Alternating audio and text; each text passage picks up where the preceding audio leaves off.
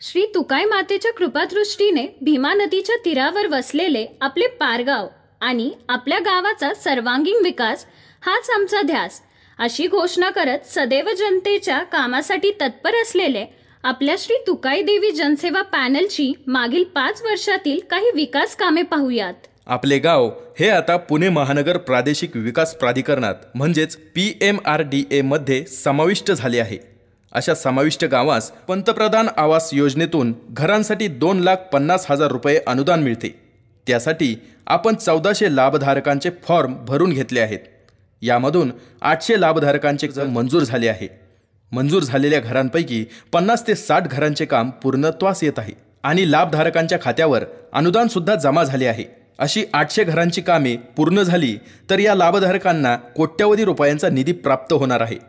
गावातील गोरगरीब लोकांची अडचण लक्षात घेऊन ग्रामपंचायतीने बांधकाम कामगार ही कामगार कल्याण खात्याची योजना गावात राबवून जवळपास 1044 बांधकाम कामगारांची नोंदणी केली। त्या कामगारांना कोरोना काळात प्रत्येकी 5,000 रुपये व कामगार साहित्यांचे वाटप करण्यात आले। तसेच त्यांच्या घरासाठी 2 लाख रुपये व मुलांच्या शिक्षणासाठी आजारपणात सुद्धा मोठ्या प्रमाणावर मदत होणार आहे। या माध्यमातून गावातील अनेक गरीब शालेय विद्यार्थ्यांना या योजनेतून फायदा झाला आहे। आपल्या गावात 2 ठिकाणी म्हणजेच वरघड व मोसे अशी धरणग्रस्त पुनर्वसित झालेली 2 गावे आहेत।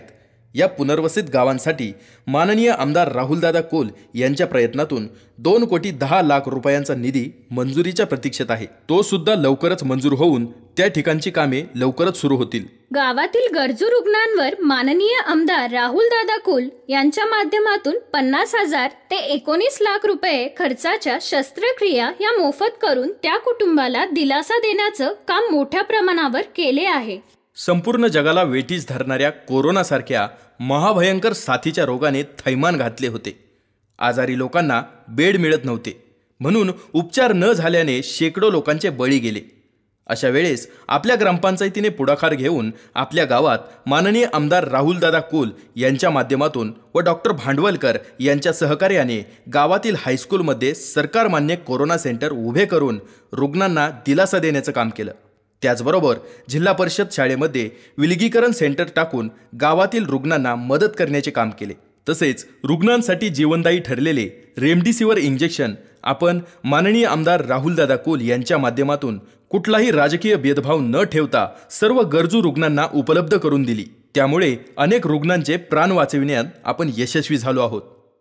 या सर्व कामांची पोचपावती म्हणून महाराष्ट्रातील एक अग्रगण्य दैनिक वृत्तपत्र प्रभातने आपल्या गावच्या सरपंच सौ जयश्री शरद ताकवणे यांना आदर्श सरपंच हा पुरस्कार देऊन पालकमंत्री माननीय श्री चंद्रकांत दादा पाटील यांच्या शुभ हस्ते सन्मान चिन्ह व सन्मानपत्र देऊन गौरविण्यात आले।